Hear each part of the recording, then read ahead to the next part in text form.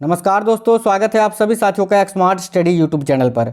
तो साथियों देखिए, आज है 20 नवंबर 2023 और आज दिल्ली पुलिस कांस्टेबल का पेपर था। डेली 3 शिफ्ट में आपका पेपर हो रहा है। तो आज के फर्स्ट, सेकंड और थर्ड तीनों शिफ्ट का पेपर हो चुका है और हमेशा की तरह डेली आपको हर एक शिफ्ट मतलब कि ऑल शिफ्ट का क्वेश्चन आंसर एक ही वीडियो में करवा देते हैं डेली शाम में। तो आज भी 20 नवंबर के ऑल शिफ्ट यानी तीनों शिफ्टों के पूछे गए प्रश्न उत्तर आपको आज इसी एक ही क्लास में करवाएंगे।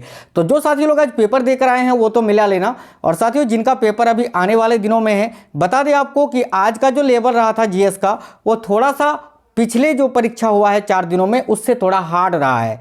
तो ये क्लास आपको कंप्लीट देख लेना है ताकि आपको ये पता चल सके कि आपको कौन कौन से टॉपिक पढ़ के जाने हैं। हालांकि मैंने चैनल के अंदर बहुत ही महत्वपूर्ण क्लासेस करवाए हैं, डेली आपको करवा रहे हैं, उन वीडियोस को जरूर देख कर जाना। एक्सपेक्टेड क्वेश्चन के जो क्लासेस करवा रहे हैं, क्योंकि सारा क्वेश्चन आपका वहीं से बन रहा है। तो चलिए शुरू करते हैं, देखते हैं आज के तीनों शिफ्टों के क्वेश्चन आंसर। तो सभी साथियों से रिक्वेस्ट है, वीडियो को एक लाइक जरूर कर दीजिए और वीडियो को अपने सभी दोस्तों तक जरूर शेयर करिए। आप में से कोई भी साथी नए हैं तो चैनल को सब्सक्राइब करके बेल आइकन को जरूर ऑन कर लीजिएगा, इससे आपको हर क्लास का नोटिफिकेशन आएगा। तो साथियों सबसे पहले तो देख लेते हैं आज के थर्ड शिफ्ट के क्वेश्चन। पहले थर्ड शिफ्ट के पूछे हुए क्वेश्चन देखते हैं, उसके बाद सेकंड शिफ्ट के देखेंगे, फिर फर्स्ट। चलिए तो देखिए, मृत्युदंड की सजा को कौन क्षमा कर सकता है? और ये साथियों आज के थर्ड शिफ्ट का क्वेश्चन है। ये क्वेश्चन पहले भी पूछ चुका है, आज फिर से रिपीट हुआ है। तो देखिए, मृत्युदंड की सजा को कौन क्षमा कर सकता है? तो इसका करेक्ट आंसर हो जाता राष्ट्रपति। किसी भी अभियुक्त की फांसी की सजा को बदलने या उसको कम करने का अधिकार जो है वो केवल भारत के राष्ट्रपति के पास होता है। तो इसका करेक्ट आंसर हो जाता है राष्ट्रपति के पास। आगे एक क्वेश्चन पूछा था कि विधानसभा को भंग करने की शक्ति किसके पास होती है? अब देखिए, ये क्वेश्चन में थोड़ा डाउट है कि विधानसभा पूछा था या विधान परिषद पूछा था, तो दोनों ही आपको बता देते हैं। अगर विधानसभा आपसे पूछा था तो देखिए, विधानसभा को भंग करने की शक्ति राज्यपाल के पास होती है, वो भी मुख्यमंत्री की सलाह पर। और अगर आपसे विधान परिषद पूछा था तो एक चीज आपको बता दें कि विधान परिषद को कभी भी भंग नहीं किया जा सकता है, भले ही इसको संसद जो है समाप्त कर सकता है। तो आपसे अगर यह पूछा था कि विधान परिषद को समाप्त करने का हक किसके पास है, तो इसका करेक्ट आंसर हो जाता संसद के द्वारा। आगे देखिए, एक क्वेश्चन था, रमन मैगसेसे पुरस्कार जीतने वाली पहली महिला कौन थी? तो देखिएगा साथियों, रमन मैगसेसे पुरस्कार जीतने वाली पहली महिला कौन थी? तो इसका राइट आंसर हो जाता मदर टेरेसा। आगे आपसे क्वेश्चन पूछा था, गुलिवर ट्रेवल्स पुस्तक के लेखक कौन है? ये बहुत ही महत्वपूर्ण प्रश्न है और बहुत ज़्यादा पूछा जाता है, और देखो पूछ लिया है आज। तो गुलिवर ट्रेवल्स पुस्तक के लेखक कौन है? तो जोनाथन स्विफ्ट यहाँ आपका राइट आंसर हो जाता। आगे एक क्वेश्चन आपसे पूछा था कि गोल्डन फाइबर किसे कहा जाता है, या देखिए गोल्डन फाइबर किस रेशा को कहा जाता है, इस टाइप से पूछा होगा। तो देखिए, गोल्डन फाइबर जो है ये साथियों जूट के रेशा को कहा जाता है। जूट का जो रेशा होता है उसको गोल्डन फाइबर के नाम से जाना जाता है। राज्य के नीति निर्देशक तत्व से संबंधित कोई एक प्रश्न आपसे पूछा था, ये क्वेश्चन मुझे सही से मिल नहीं पाया है। तो साथियों, अगर राज्य के नीति निर्देशक तत्व का अनुच्छेद आपसे पूछा था कि किस अनुच्छेद में है, तो फिर आपका करेक्ट आंसर हो जाता अनुच्छेद 36 से 51 तक में राज्य के नीति निर्देशक तत्व का उल्लेख है। अगर आपसे भाग पूछा था तो भाग 4 में नीति निर्देशक तत्व का उल्लेख है। और अगर आपसे ये पूछा था कि राज्य का नीति निर्देशक तत्व जो है ये किस देश के संविधान से लिया गया है, तो फिर आपका करेक्ट आंसर हो जाता आयरलैंड के। अब ये क्वेश्चन क्या था? अगर आप में से कोई भी थर्ड शिफ्ट में आज पेपर देकर आए हैं और क्वेश्चन याद है तो वीडियो के नीचे कमेंट कर देना। देखिए, एक क्वेश्चन था कि इनमें से कौन कथक नृत्य से संबंधित व्यक्ति हैं? अब कथक नृत्य के बहुत सारे गुरु हैं, इस क्वेश्चन का भी मुझे ऑप्शन नहीं मिल पाया था। साथियों, क्वेश्चन का लेवल थोड़ा हार्ड हो गया है तो बच्चे जो है अच्छे से बता नहीं पा रहे हैं। तो देखो कौन सा कथक नृत्य से संबंधित है, तो इसका ऑप्शन नहीं मिल पाया था, इसीलिए जो प्रमुख कथक नृत्य के व्यक्ति हैं मैंने यहाँ पर लिख दिया है। जैसे कि देखो, श्रीमती सितारा देवी, बिरजू महाराज, शंभू महाराज, पंडित गोपी कृष्ण, पंडित बिंदादिन महाराज, इन सभी का संबंध जो है साथियों वो कथक नृत्य से, कथक जो कि उत्तर भारत का लोक नृत्य है साथियों। ठीक है, आगे देखिएगा, आगे देखिए क्वेश्चन पूछा था आगे कि अकबरनामा के लेखक कौन है? तो देखिए, अकबरनामा का लेखक, ये क्वेश्चन अगर आपसे पूछा था तो इसका करेक्ट आंसर हो जाता अबुल फजल। ठीक है, आगे एक क्वेश्चन आपसे पूछा था, सती प्रथा का अंत 1829 में किसने किया था? बहुत ही प्यारा क्वेश्चन ये पूछ लिया था। तो देखिए, सती प्रथा का अंत जो है 1829 में किसने किया था? तो इस क्वेश्चन के लिए आपका करेक्ट आंसर हो जाता साथियों राजा राममोहन राय ने। आगे देखिए, क्वेश्चन पूछा था 12वीं पंचवर्षीय योजना की समाप्ति किस वर्ष हुई थी? देखिए 12वीं जो पंचवर्षीय योजना है ये भारत की अंतिम पंचवर्षीय योजना भी है, जिसका शुरुआत हुआ था 2012 में और इसका समाप्ति 2017 में हुआ था। तो देखिए 12वीं जो पंचवर्षीय योजना थी इसकी समाप्ति आपसे पूछा था कि किस वर्ष ये समाप्त हुआ था, तो देखिएगा यहाँ आपका राइट आंसर हो जाता 2017 में। ठीक है, आगे एक क्वेश्चन आपसे पूछा था कि निम्न में से कौन सी आकृति हिमनद के द्वारा बनती है। तो देखिए हिमनद पर्वत पर जो आकृति बनती है वो किस प्रकार की होती है, तो अंग्रेजी का जो लेटर होता है ना यू आकार की आकृति बनता है साथियों। तो इसका करेक्ट आंसर हो जाता है यू आकार की आकृति। एक क्वेश्चन था पादप जगत का उभयचर किसे कहा जाता है। तो देखिएगा पादप जगत का उभयचर किसे कहा जाता है, तो इस क्वेश्चन का करेक्ट आंसर आपका हो जाता साथियों ब्रायोफाइट्स, है ना। पादप जगत का उभयचर किसे कहा जाता है, तो ब्रायोफाइट्स को। तो ब्रायोफाइट्स यहाँ आपका इस क्वेश्चन के लिए बिल्कुल करेक्ट आंसर हो जाता। देखिएगा आगे आपसे क्वेश्चन पूछा था इनमें से कौन एक उभयचर प्राणी नहीं है। साथियों उभयचर प्राणी पूरे संसार में बहुत अधिक है, भारत में ही 400 प्लस है, तो ये भी ऑप्शन पर डिपेंड करता है। जैसे कि देखो मेंढक एक उभयचर प्राणी है, आपसे पूछा था इनमें से कौन एक उभयचर प्राणी नहीं है, तो ये भी ऑप्शन के अनुसार आपका बनता है। इसका ऑप्शन मुझे नहीं मिल पाया था। एक क्वेश्चन था शिक्षा का अधिकार किस संविधान संशोधन से संबंधित है। तो देखिए शिक्षा का जो अधिकार है वो किस संविधान संशोधन से संबंधित है, तो 86वें संविधान संशोधन अधिनियम आपका करेक्ट हो जाता, जो कि 2002 में पारित हुआ था। आगे देखिए क्वेश्चन था मुगल काल में बादशाह किसको कहा जाता था। तो साथियों देखिए मुगल काल में बादशाह जो है मुगल शासकों को ही कहा जाता था। मुगल शासक जो है स्वयं को बादशाह कहते थे, तो यहाँ करेक्ट आंसर हो जाता मुगल शासकों को। आगे एक क्वेश्चन आपसे पूछा था सुभाष चंद्र बोस की जयंती कब मनाई जाती है, और साथियों ये सेकंड शिफ्ट में आपसे पूछा गया था। तो देखो सुभाष चंद्र बोस की जयंती जो है ये प्रत्येक वर्ष 23 जनवरी को मनाया जाता है, और जिसको हम पराक्रम दिवस के रूप में जानते हैं, पराक्रम दिवस के रूप में मनाते हैं, है ना। सेकंड शिफ्ट में ये पूछा गया क्वेश्चन है आपका। एक क्वेश्चन आपसे पूछा था तानसेन को मियाँ की उपाधि किसने दी थी। तो साथियों देखिए तानसेन जो थे अकबर के नवरत्न जो थे ना, नवरत्नों में से ही एक थे तानसेन, और तानसेन को मियाँ की उपाधि किसने दी थी, तो इसका करेक्ट आंसर हो जाता मुगल शासक अकबर ने। आगे एक क्वेश्चन पूछा था कि अर्जुन सिंह धुर्वे जिनको जो है 2022 में पद्म श्री पुरस्कार से नवाजा गया, यह किस राज्य के हैं। तो अर्जुन सिंह धुर्वे साथियों इनको कला के क्षेत्र में जो है 2022 में पद्म श्री पुरस्कार से नवाजा गया था, और इनका संबंध किस राज्य से है, तो ये मध्य प्रदेश के हैं, तो यहाँ आपका राइट आंसर हो जाता मध्य प्रदेश।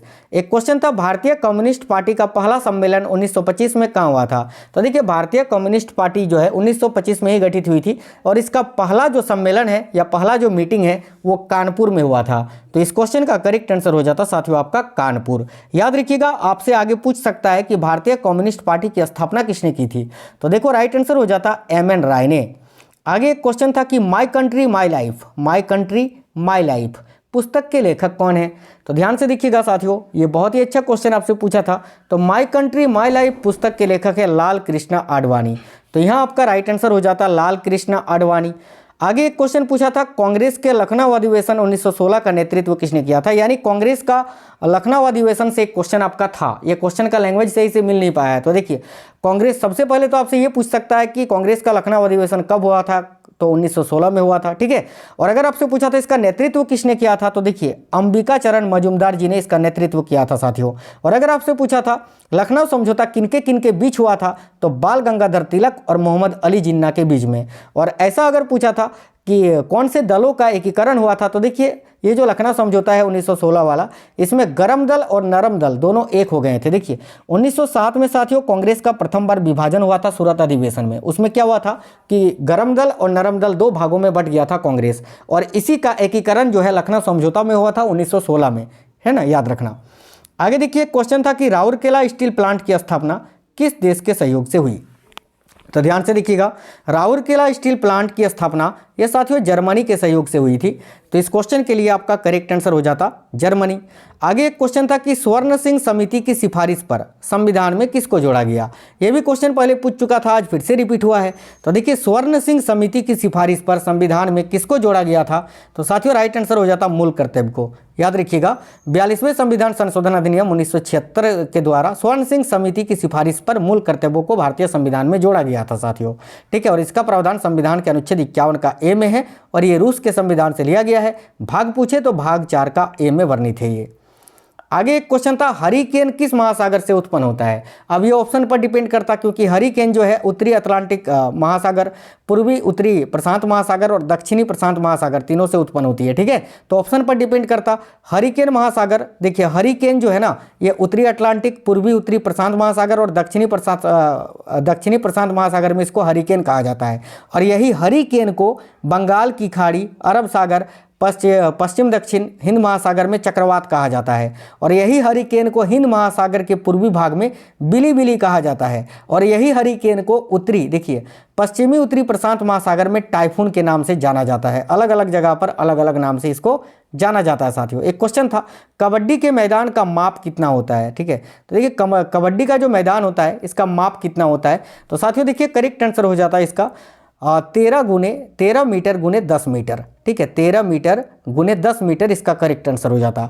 और देखिए खो खो का अगर आपसे आने वाले दिनों में पूछे, जरूर पूछेगा, तो खो खो का जो मैदान होता है उसका वो साथियों आयताकार होता है और उसका माप होता है 27 मीटर गुने 16 मीटर। याद रखिएगा, आगे आपसे पूछा जा सकता है आने वाले शिफ्टों में। एक क्वेश्चन था, कमला नारायण का संबंध किस नृत्य से है। तो देखिएगा साथियों, कमला नारायण का संबंध किस नृत्य से है। तो इस क्वेश्चन का करेक्ट आंसर हो जाता है आपका भारतनाट्यम से। भारतनाट्यम जो कि साथियों तमिलनाडु राज्य का शास्त्रीय नृत्य है। आगे देखिए क्वेश्चन था, अटुक्कल पोंगला उत्सव कहाँ मनाया जाता है। ये बड़ा ही मजेदार क्वेश्चन था। तो अटुक्कल पोंगला उत्सव जो है ये कहाँ मनाया जाता है। तो इसका करेक्ट आंसर हो जाता केरल राज्य में। याद रखिएगा। ठीक है, एक क्वेश्चन था, वैदिक काल में परिवार के जो मुखिया होते थे उनको क्या कहा जाता था। तो साथियों ध्यान से देखिए, वैदिक काल में परिवार के मुखिया को कुलपति या तो कुलप कहा जाता था। कुलप या कुलपति, तो दोनों में से कोई एक आपको ऑप्शन में रहा होगा, वो आपका 100% करेक्ट आंसर हो जाता। देखिए प्रिंट करने की शॉर्टकट की पूछी थी आपसे, तो प्रिंट करने की जो शॉर्टकट की होती है वो Ctrl+P होता है। और सेकंड शिफ्ट में आपसे सेव करने का भी शॉर्टकट की पूछा था। तो देखिए सेव करने का जो शॉर्टकट की होता है वो होता है साथियों Ctrl+S। एक क्वेश्चन पूछा था कि असहयोग आंदोलन को किस कारण से वापस लेना पड़ा था। तो इसका राइट आंसर हो जाता चोरी चोरा कांड के कारण, है ना। चोरी चोरा कांड के कारण 1920 में जो असहयोग आंदोलन गांधी जी ने शुरू किया था उसको वापस लेना पड़ा था। ज्वार भाटा से संबंधित एक प्रश्न आपसे पूछा था, ये क्वेश्चन मुझे नहीं मिल पाया था। आगे देखिएगा, सूर्य कुमार यादव का संबंध किस खेल से है। और ये क्वेश्चन आज के फर्स्ट शिफ्ट में आया हुआ क्वेश्चन है। तो देखिए सूर्य कुमार यादव का संबंध किस खेल से है। तो साथियों यहाँ आपका राइट आंसर हो जाता क्रिकेट खेल से। देखिए क्वेश्चन पूछा था, टेनिस के कोर्ट की लंबाई कितनी होती है। तो ध्यान से देखिए, टेनिस का जो कोर्ट होता है उसकी लंबाई कितनी होती है, ये आपसे पूछा था। तो साथियों टेनिस का कोर्ट जो होता है वो 78 फीट का होता है। और अगर मीटर में आपको ऑप्शन दिया हुआ था तो 23.77 मीटर यहाँ आपका इस क्वेश्चन का करेक्ट आंसर हो जाता। आगे आपसे पूछा था, अजंता एलोरा की गुफाएं किस नदी के बाईं तट पर स्थित है ना, किस नदी के बाईं तट पर। तो साथियों देखिएगा, अजंता और एलोरा की जो गुफाएं हैं वो बाघोरा नदी के तट पर स्थित है। ठीक है, तो इसका करेक्ट आंसर हो जाता बाघोरा नदी। और यही अगर आपसे पूछे कि ये कहाँ पर स्थित है तो ये महाराष्ट्र के औरंगाबाद में स्थित है, याद रखना। आगे देखिए क्वेश्चन खेड़ा आंदोलन से आपसे पूछा था। तो खेड़ा आंदोलन से आपको क्या क्वेश्चन पूछा था, एग्जैक्ट लैंग्वेज नहीं मिल पाया था। तो देखिए सबसे पहले खेड़ा सत्याग्रह ये कहाँ हुआ था, ये आपसे पूछ सकता है। तो देखिए ये कब हुआ था। तो ये साथियों 1918 में हुआ था। और इसका नेतृत्व किसने किया था, ये अगर आपसे पूछा था तो गांधी जी ने सरदार वल्लभ भाई पटेल के साथ किसानों का समर्थन किया था इस आंदोलन में, खेड़ा आंदोलन में। ठीक है, आगे एक क्वेश्चन था कि जूनागढ़ अभिलेख में किस राजा का नाम उल्लेखित है। तो देखिए जूनागढ़ अभिलेख बहुत ज़्यादा फेमस और चर्चित क्वेश्चन है साथियों ये। तो जूनागढ़ अभिलेख जो है इसमें किस राजा का नाम उल्लेखित है। तो यहाँ आपका करेक्ट आंसर हो जाता रुद्रदमन का। ठीक है, रुद्रदमन का जूनागढ़ अभिलेख कितनी बार मैंने पढ़ा है बताओ। देखिए एक क्वेश्चन था, ग्राम पंचायत का गठन संविधान के किस अनुच्छेद के अंतर्गत किया जाता है। ये भी क्वेश्चन रिपीटेड क्वेश्चन है, पहले भी पूछ चुका था, आज फिर से पूछा है। तो देखिए ग्राम पंचायत का गठन संविधान के किस अनुच्छेद के अंतर्गत किया जाता है। तो इसका राइट आंसर हो जाता साथियों अनुच्छेद 40 के अंतर्गत। साथियों सभी लोग वीडियो को लाइक जरूर करते चलना। एक क्वेश्चन था, देखिए राजा राम रेड्डी का संबंध किस नृत्य से है। तो देखिए राजा राम रेड्डी का संबंध किस नृत्य से है। तो यहाँ आपका करेक्ट आंसर हो जाता कुचिपुड़ी से। साथियों कुचिपुड़ी की बात करें तो देखो कुचिपुड़ी जो है भारत के आंध्र प्रदेश राज्य का शास्त्रीय नृत्य है। तो राजा राम रेड्डी के बारे में पूछा था। और एक पूछा था कि देखिए राजा राम जो है, राजा राम किस वंश का था, राजा राम किस वंश का था। तो वहाँ पर आपका करेक्ट आंसर हो जाता चोल राजवंश का।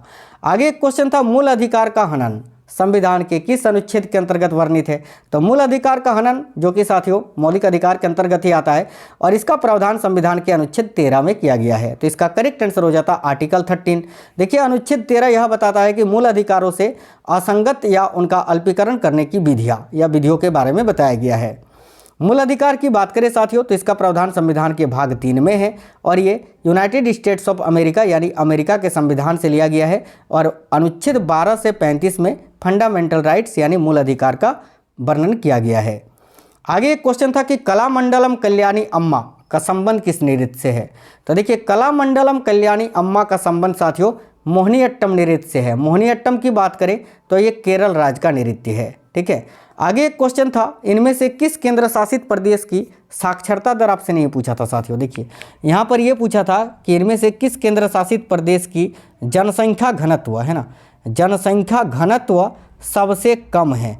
तो जनसंख्या घनत्व सबसे कम है साथियों अंडमान निकोबार का। ठीक है, तो अंडमान निकोबार यहाँ आपका करेक्ट आंसर हो जाता, अंडमान निकोबार यहाँ करेक्ट हो जाता। वैसे आपको जानकारी के लिए बता दें, अगर आपसे आने वाले शिफ्टों में पूछे कि किस केंद्र शासित प्रदेश का साक्षरता दर सबसे कम है, तो दादरा और नगर हवेली या पुडुचेरी आपका करेक्ट आंसर हो जाएगा। ठीक है, याद रखना।